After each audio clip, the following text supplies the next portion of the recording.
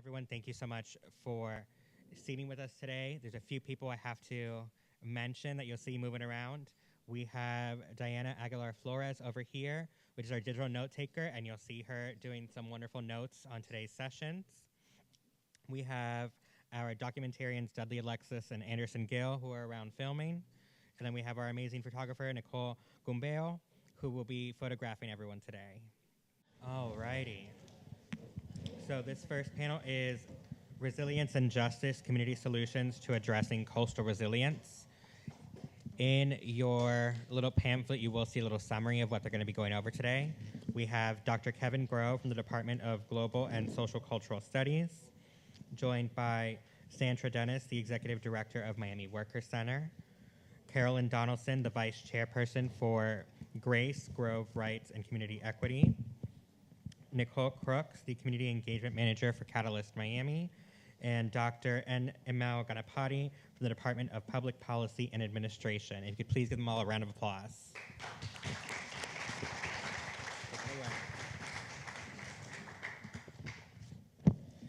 Yeah, thank you, David, and thank you, everyone, for coming out, and thank you, Samuel, for that wonderful performance.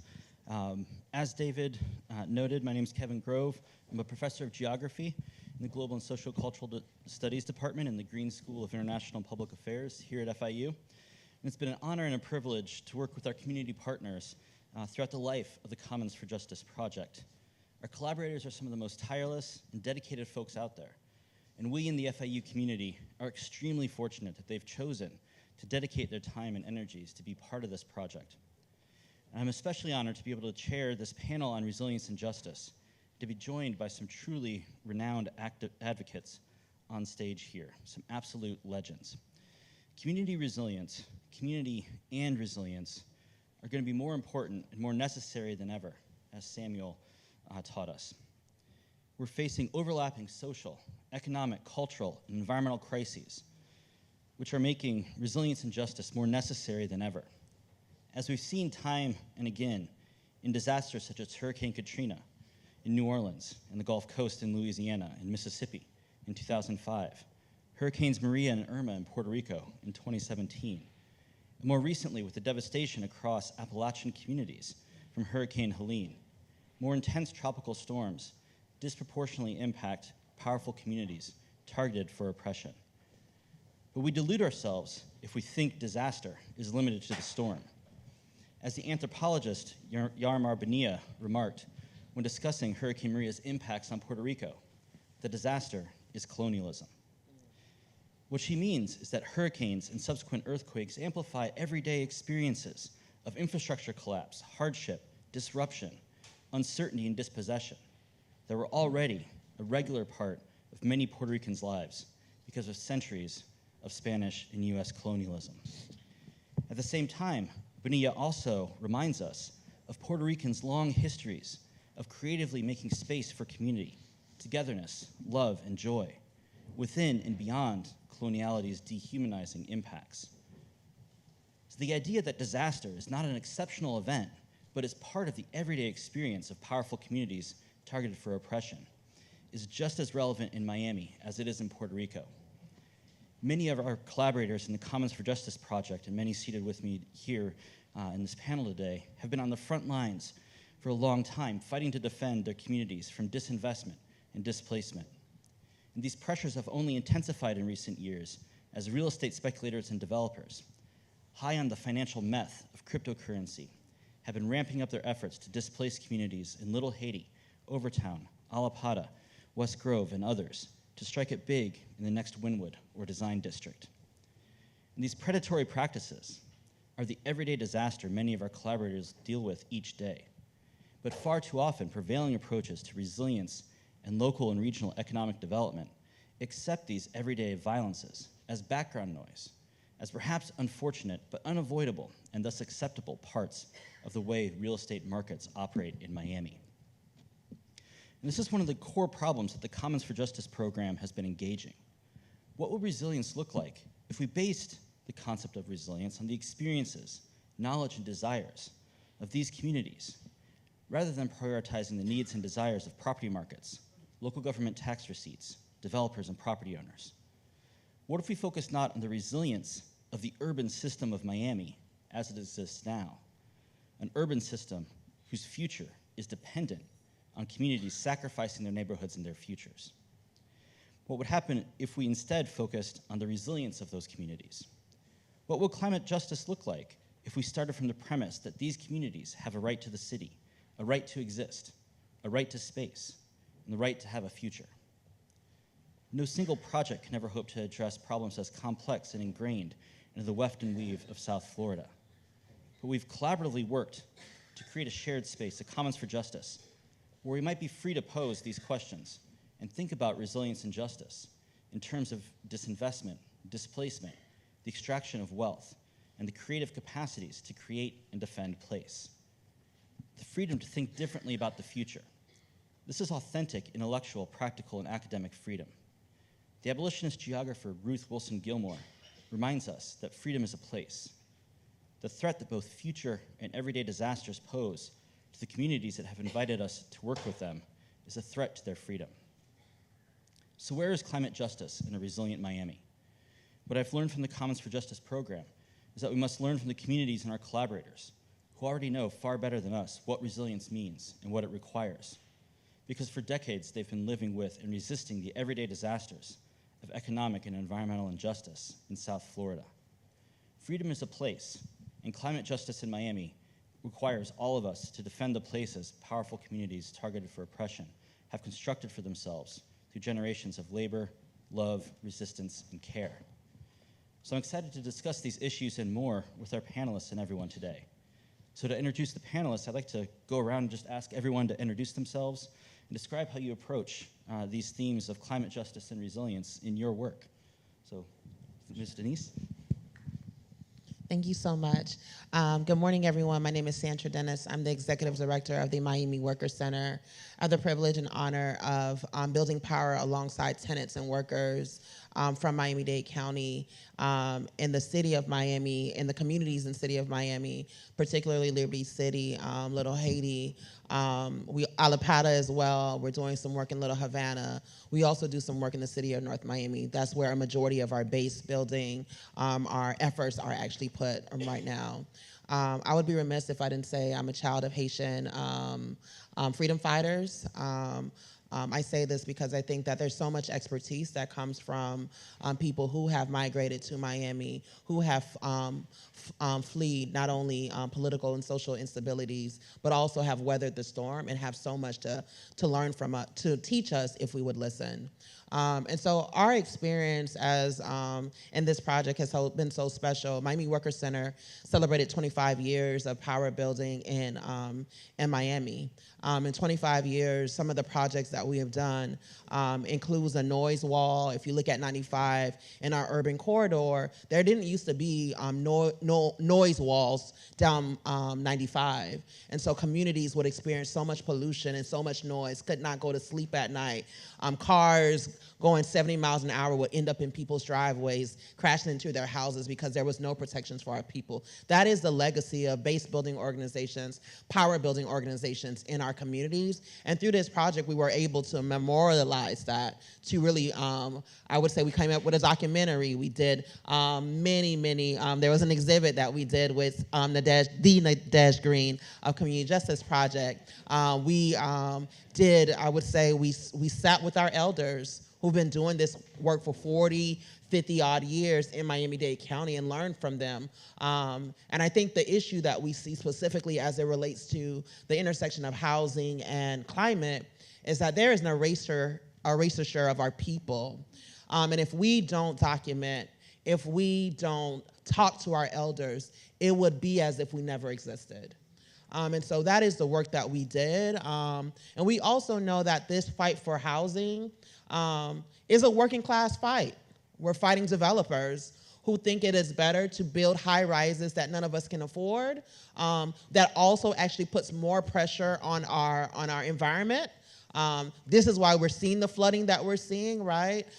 Versus whether or not we believe actually housing is a human right. Right? Do we believe that fundamentally in one of the wealthiest nations in the world, that people deserve a place to live? We believe that in all our hearts and our souls, and that's why we do the work that we do. I just want to say something, and I'll pass the mic. I got an opportunity to go to COP. It's a big meeting. It happened in Scotland when I went, and had the opportunity to sit with some elders, some indigenous people who are protecting the land in the Amazon. And this elder woman said to me, and I'll never forget it, she said, in the fight between Mother Nature and man, Mother Nature will win.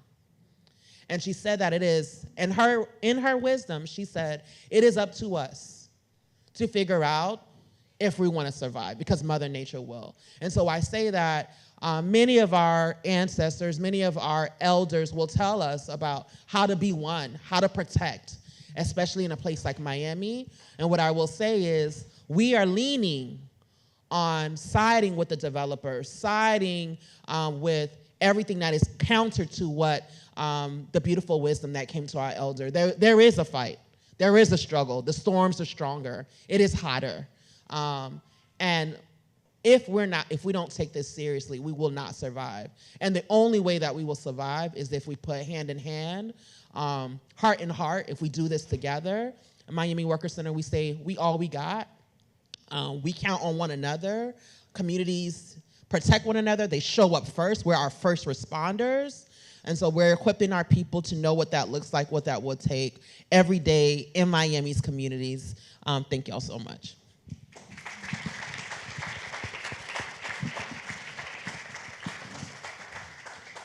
Good morning. My name is Carolyn Donaldson. I am the Vice Chair for Grove Rights and Community Equity. I think, needless to say, while I no longer live in Coconut Grove, most people think that I do. After actually 45 years working in corporate America and the pharmaceutical sector, I retired to come back to Coconut Grove and find out that I did not recognize the community that I grew up in. That community has been resilient in trying to hold on, but like I think you're going to hear from some of my colleagues, we're all experiencing very similar situations.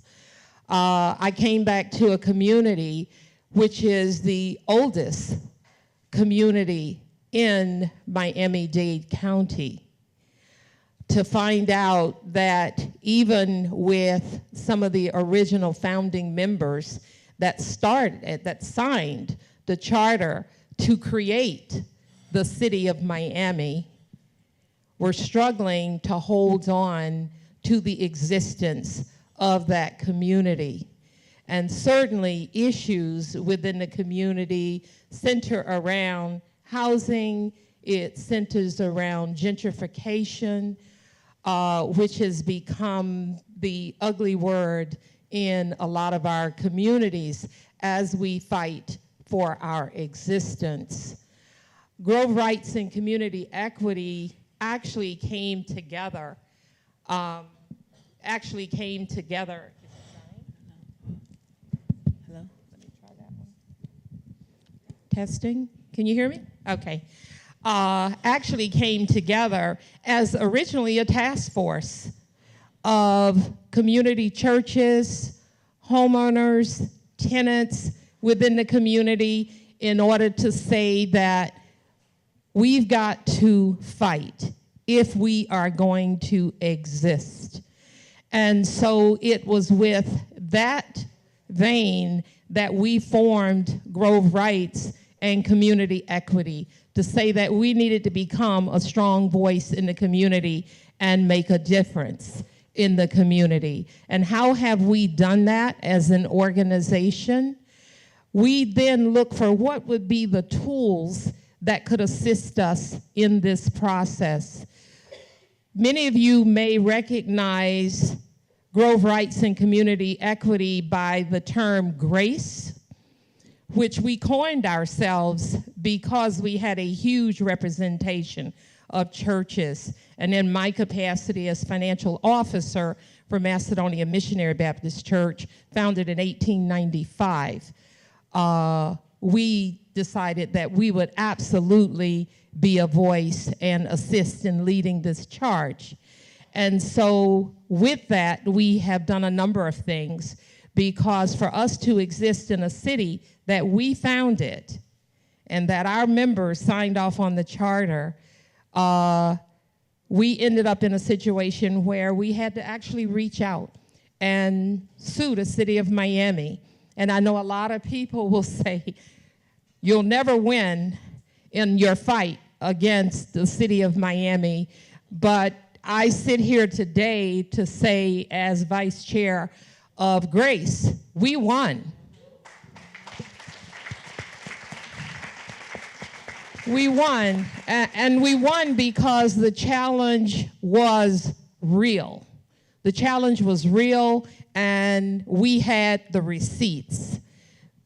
One of the things I learned coming out of corporate America, get your receipts. Get your receipts, because that's going to validate some of the things that you're saying. And our argument against gerrymandering, which happened right in the face of us sitting in City Hall, went as far as the U.S. Supreme Court. But it came down for us victoriously. So we have that. A challenge that we're facing right now, because we filed on the heels of that a HUD claim.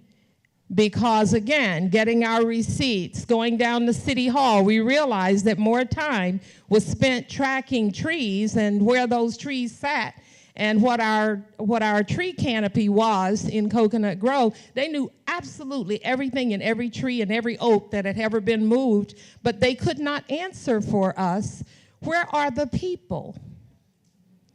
Coconut Grove used to be represented 90% blacks. It's down to about 30% right now. So where are those people? Did anybody take the time to track where the people are and where they went and where they were pushed out of a community and history that had been around for a long time? So we took the time to do that. And with developers coming in, and that still is the case, we're right now looking at 6 major developments along Grand and Douglas, including some that are county-sponsored, some that are city-sponsored. And so, you know, you certainly raise the question, where will the people be once we're done? We were a community of homeowners at one time. And so what's going to replace all those homeowners will be high-rises. The question is, are they affordable?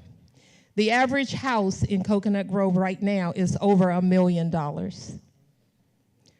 From owners that goes centuries back, because my church, the oldest church, 1895, we still stand. So we want our community to stand with us. I know you guys are going to have some questions for us, but those are some of the things that Grace have brought to the table to say that we want to save that community, or as much of it as we can. And finally, community benefits agreements was also one of the other tools that we've put into place to say, with the appropriate covenants, we can lend some level of protection to the history that we know we have as immigrants from the Bahamas, and also those individuals that migrated from Georgia, the Carolinas, Mississippi, North Florida. We're here to support.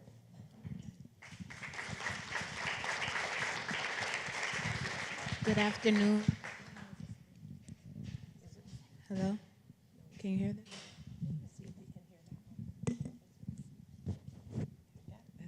Hello? That's better? Okay. Good morning.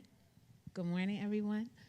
My name is Nicole Crooks, and I'm first must have to just say that I'm so grateful to be able to be here, to give honor to the Creator, and then also just to express my gratitude and deep humility in being able to be here on the land of those who were here before us, and just giving thanks for all of the sacrifices, and also acknowledging that not only are we on land that belonged to other people, many of those people are still here.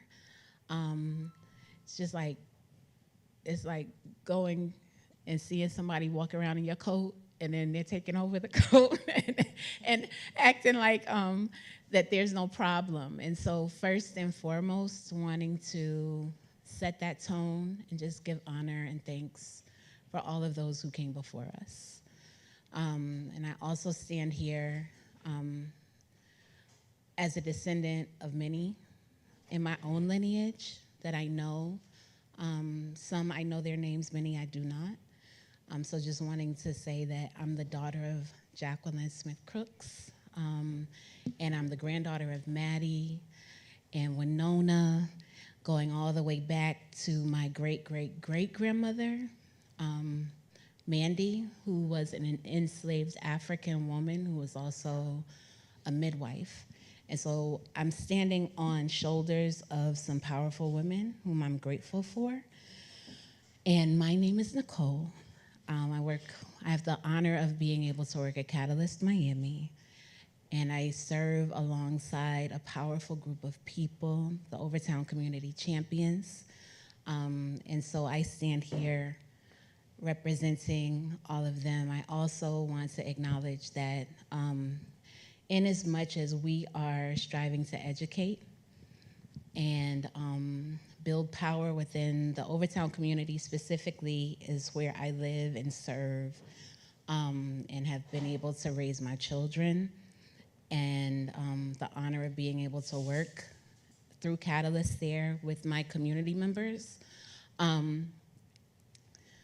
The reality is that before the Black folks were in Overtown, the indigenous folks were in Overtown and were gentrified out.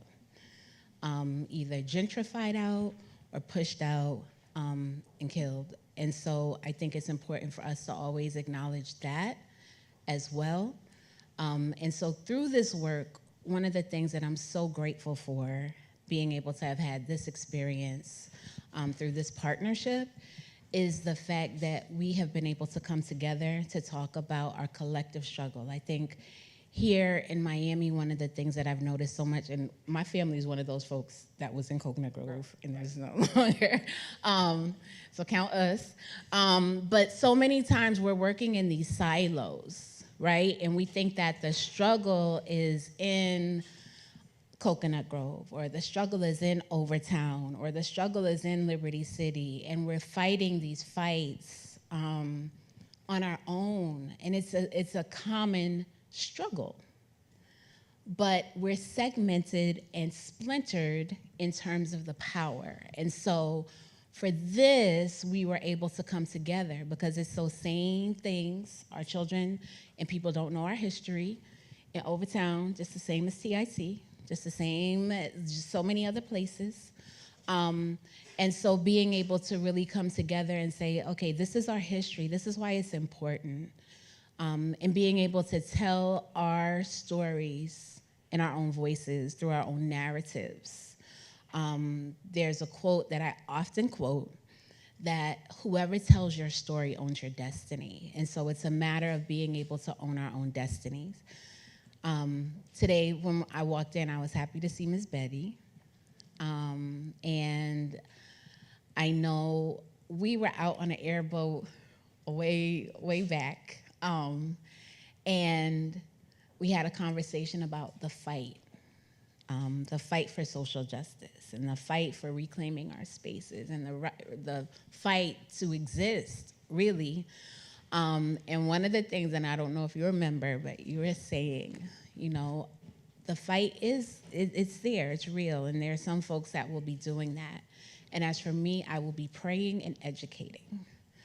And so through our work in this space, that's what I'm most grateful for, is that we've been able to pray, elevate, educate, and continue to regroup, because, you know, it's not gonna get any easier. That's the truth of the matter, especially in light of recent occurrences.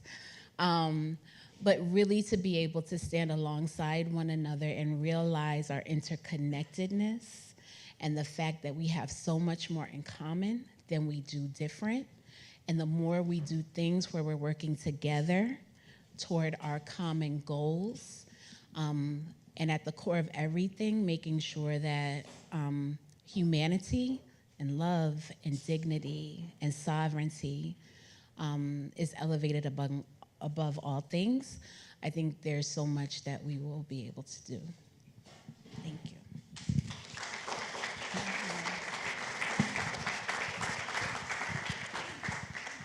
Hello, my name is Emel Ganapari. I'm a professor of public policy and administration at FIU. I also direct the social science laboratory at the Extreme Events Institute, and I have the difficult job of following these incredible women and my colleague, Kevin. A lot of my work, my perspective is going to be a little different as an academic. So Kevin asked us, what our approach to climate justice and resilience is. And I was thinking about this, what has affected me personally, my approach. But let me briefly explain what I've done in terms of my research. A lot of my time these days is spent on the Surfside building collapse investigation that is being undertaken by the National Institute of Standards and Technology. So I'm part of the federal technical investigation. I lead the social science evidence collection efforts there. So we're basically doing interviews, focus groups, and archival research to help out engineers figure out why the building collapsed and make recommendations to Congress on what needs to be done to ensure building safety, condo safety in the future. And I also do a lot of work in Puerto Rico, and I see some familiar faces here. Last month, we had an event. We had a photo voice exhibit of two communities.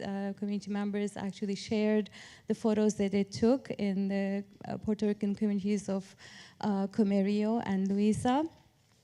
That talked about their disaster realities, their experiences, their hopes and dreams. And I've done a lot of work here in mainland USA besides Puerto Rico as well, South Florida all the way down to the Keys, but also in Haiti and Nepal. And I'm originally from Turkey. That's where I started studying disasters. And before I started focusing on disasters in terms of my research area, I was interested in international development. So some of the scholars that I have studied, their works of, they left an imprint on me. So I'll briefly talk about their approaches and what it meant for my work related to disasters, climate justice, resilience issues. So my work also builds on what Kevin described. So like you, Kevin, I came to learn that, okay, disasters are not these unexpected extreme events, right? They are part of our daily lives, our lived experiences. But also, again, because of some of the scholars that I have read the works of, I kind of summarize my approach to resilience issues as cautious optimism. So this cautious optimism has three pillars. So the first one is about how we define those affected by disasters. The second one relates to whose realities count. And the third one is about our hope for the future. So let me summarize them in a little bit of detail. The first one is about how we view those affected by disasters. I've come to realize that the terms that we use are often very unfortunate. So when we refer to those affected by disasters, if you look at the mainstream disaster literature, we talk about them as victims, right? It's a really loaded term. And we all know that, yes, these people are, at risk, and they have hard time in terms of preparing for recovering from disasters. But at the same time, they have innate capabilities, right? They know their realities. They know what issues they face. And oftentimes they explain their complex issues in much better terms than we academics can. And they know what solutions are right for them. And they're active agents of change. They do things. I mean, like what you see here, the leaders of communities around South Florida, and people who are at risk, yes, they have to deal with a lot of systemic issues that place them at risk, but at the same time, they are active agents of change. So this has been like the first pillar of my overall approach to resilience issues. And the second one, I've been influenced by the work of Robert Chambers. He was an international development practitioner / scholar who did a lot of work in rural areas in different international contexts. And he wrote a book called Whose Reality Counts? So he was asking about, okay, so is it the expert reality that count, whether they are academics or policymakers or practitioners, right? So is it our realities that count, or is it the realities of the people that we are trying to help? So what he says is that, whoever considers them as experts, we have to put ourselves as the last and put those who have been who are the beneficiaries in the context of international development, but in the climate justice context is the people who are at risk, right, and are affected by disasters. We have to put them first and make sure that their realities count instead of imposing our own realities on these individuals. The third pillar of my work, it has more to do with how hopeful we are about the future. I know we are going through really challenging times, as Nicole also mentioned, and there's much to worry for, and we know, there are daily struggles for many people. At the same time, we have to have a bias for hope, and what Albert Hirschman, a development economist, calls possibilism, bias for hope. So these are his terms. So when I read his work, again, earlier in my career, that had a lot of imprint on me and my work. Despite the challenges that we have to deal with in climate justice issues, I think we still have a lot to hope for, and it's better to have a bias for hope, right, than getting depressed and burying our head in the sand. Well, thank you so much. Thank you so much, Emil. Thank you so much, everyone, for sharing. I want to take the time. I think we've got about a little less than 10 minutes, but I know I want to turn the floor over. I've certainly been learning so much from all of you in the project, beyond the project, and here today. I want to open up the floor for any questions that people might have. So, please. If anyone has any questions, please raise your hand, and Camilla will walk over to you.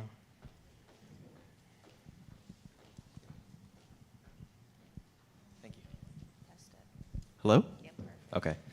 So my question is, you all are very involved with your communities. My main question is, how have you had to navigate, being in Florida with a state government that at times is very at odds with community efforts? I know one big one that sticks out to me is their preemption of heat protection for workers, especially agricultural workers. How has that sort of opposition how have you faced that opposition, and how has it impacted your work? Sure. I'm happy to respond to that. Our partner, we're actually, there are 2 worker centers, now 3 in Miami. Miami Worker Center, We Count, and Beyond the Bars. And so I want to say that when we talk about preemption is something that we all need to actually get into the fight.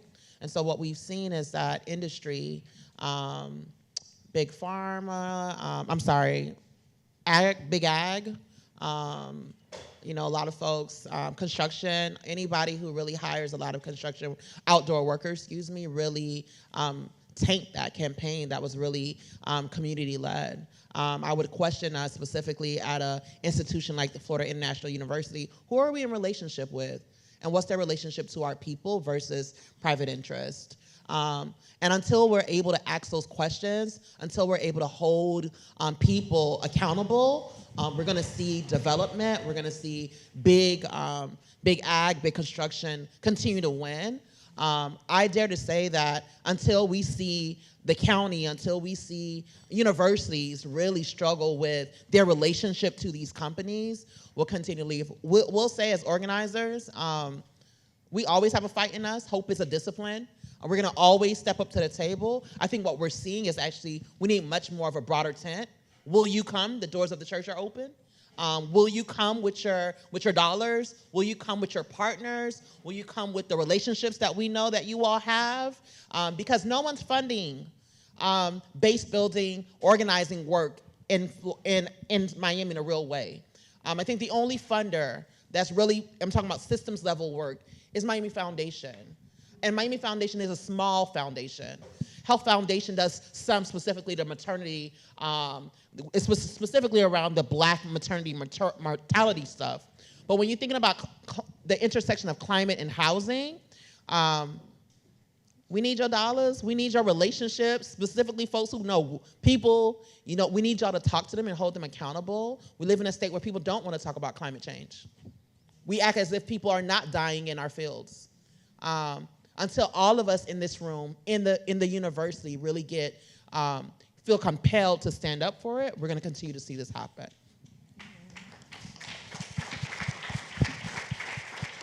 I think from the community issues that we have addressed, our approach had to go the legal path. And I would say primarily because we needed to focus on how we could potentially make policy change. And so in order to do that, we just felt that we had no other option. And when you look at the kinds of issues, because we have issues dating back to the 40s and 50s, starting with like Old Smoky, which was the old incinerator that dumped ash onto the community for years, and it was known but covered up, and there was no level of remediation that was done. A trolley garage was going to be placed in the middle of the Black community to service all of the surrounding communities because they did not want that level of exposure to the trolleys. So it has been systemic throughout. And so at some point, the only way we were able to say, stop, enough is enough, is to say, we're willing to take some legal action and challenge you on policy that's in place and decisions that are in place. And we can prevail if we take the right route and with a clear understanding of some of the issues and concerns. I want to clarify for you, really quickly, for folks who did not know that campaign, that was Kate Killar from We Count. If you don't know We Count, get to know We Count. They're doing amazing work in South Dade, but also now in Miami. So Kate Killar came up, it was a heat provision so that people can get rest, shade, water. Thank you. Rest, shade, water, very simple, got very complicated for others. They brought it before the Miami-Dade County Commission. They did not vote that day. They could have. They did not. So folks who live in specific districts, there are elected officials who did not show up for the people that day. I think we should hold that. Before it was able to come back to the commission for a vote, Tallahassee preempted it. There are people in the Miami-Dade County delegation who voted against it. Those are our representatives. Those are our commissioners. To your point, I just wanted to say this and I'll be quiet. We are thinking about how do we target bad actors, name them. Corporate actors, bad construction companies, bad farmers, all that. How do we bring it to light so that we can get into a struggle? Because to the sister's point here, I want to just be honest, we don't have the numbers in Tallahassee to move anything. We have a trifecta, supermajority in every branch, similar to what we have in the country right now, right? We're introducing the country to Florida, right? And so Welcome to Florida. Right? And so it is hard to move any progressive legislation at the state level. And if you do at the local, if you do win some, Big Brother's watching. Right. Also in Overtown, one of the things that we recognize, not just in Overtown, but one of the things that we recognize is that no one's coming to save us but us. And so really creating the spaces in which we are pulling together our power, recognizing that we do have power, and pulling that power together to address some of the issues that impact us. So for example, when it comes to disaster preparedness, getting community members ready for that, pulling people together within the community, especially when it comes to some of our most vulnerable, i.e. like our elders and some of folks who have been placed at risk. A lot of times we'll say marginalized populations, but it's been very intentional and by design that these populations are marginalized. And so it's building on our power of what we know is powerful, like all that stuff with Big Mom and them, right? That has come and been repackaged and trying to build those spaces back up, being back in community when community has been destroyed intentionally. In Overtown and as in a lot of historically Black communities, the highway coming through, and here we in Overtown have another iteration of the highway coming through, and so we know that that's not by accident, right? And so it's doing those things. It's calling things out as they are when we talk about systemic racism, structural, systemic racism, like calling those things out and calling a thing, naming it. It's about coming together and collaborating. When we talk about collaborations between academia and the community and other spaces, it's an industry. And so there's a lot of healing and acknowledging past and current hurts that must occur as we look at moving forward, right? It's about that accompaniment with being in community and recognizing that, yes, in fact, community who has been able to survive all of this time are the true experts. So what do we do? And they're the experts, and pay the experts as experts. When we do write-ups and journals and all of the things that allow people to boost their salaries in academia, right? Like, how do we turn that into being led by the real experts of community? It's those things, and it's pushing those things even when it's not popular.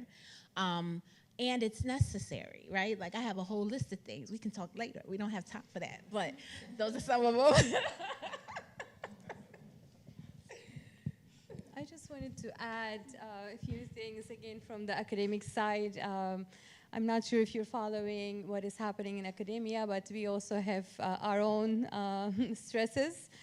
Some programs are being closed, classes being canceled. We have to really rethink about how we are teaching equity and other issues, diversity, inclusion. What I would suggest is, what I've realized over the years is, of course, there are certain things that are not within your control, but there are things that are within our control. So we have to find creative ways of dealing with these pressures, right? So, for instance, in some of my classes, I do emphasize to students that they have to look at equity. And like, I teach a policy analysis class that helps students understand how to define a problem, how to come up with solutions, and how to evaluate different options so that they can make recommendations to policymakers. So I always tell them you have to look at equity, but define it in your own way, but that definition has to match with who is being impacted by this particular problem, right? So if it is ethnic and racial groups, then maybe you have to define it that way. I don't tell them what it should be, so they figure it out. And I haven't taken that out yet from my course. But I teach another course. It's qualitative methods at the doctoral level. It has, you know, nothing to do necessarily with diversity, with equity issues, right? And in one of the classes, I remember I was trying to explain to students that when they collect data and they present, you know, they're learning how to present data. And I was telling them the importance of thick description, providing that rich context, you know, explaining things in a more detailed way. And to explain that, I showed them a segment of MSNBC's Rachel Maddow when she was talking about how Boston has, you know, for the first time in history, has the first female African-American mayor. And, you know, this itself, of course, it's fascinating, right? But then, as you might know, Rachel, like, she talked, like, for 15 minutes about, you know, to explain that in more detail, to provide the context, and she talked about how the schools were segregated in Boston, and how after the court decisions, you know, the students in African-American neighborhoods had to be bused to white neighborhoods. And then she interviewed, you know, she's actually provided the interview scripts of these kids who went to these schools. They were so scared of taking the buses. And I remember she showed an image of an African-American student sitting all alone by herself in the classroom because the white parents, you know, they did not want to send their kids to that school after the busing of African-American students. So I showed this to explain the importance of thick description. And then one of the students said, "Professor, you're so brave." I'm like, "What do you mean?" Like, I didn't initially understand what she was trying to say, because she was aware of the pressures from higher levels of government on academics. So my course wasn't about equity, as I mentioned earlier, but I find that space, you know, to give them bits and pieces about justice and equity. And also what I find to be helpful in my classes is you know, using different class assignments, like in person, when we do in-person classes, or online, you could do it online too, giving them small group exercises where they actually can build empathy and you know, become more aware of communities' issues. For instance, I ask the students in my emergency management class to do role playing, and like some individuals become policymakers, telling community members to relocate because the community is not safe. And this is like a Native American village in coastal Louisiana, where the economy depends on fishing. And then other students play the role of, you know, the tribal members. And there are a lot of videos and a lot of newspaper articles about this particular town. So the students study these stories, the stories of these community members and the policymakers, and they come to class and they do role-playing activities, and that really helps. So again, I don't have to tell them what to do, but you know, it's through these kind of exercises, or again, exposing them to bits and pieces throughout my classes, that I try to educate them about climate justice issues. Well, thank you so much for those answers, everyone, and thank you again. It's been wonderful sharing the panel with you. On to David.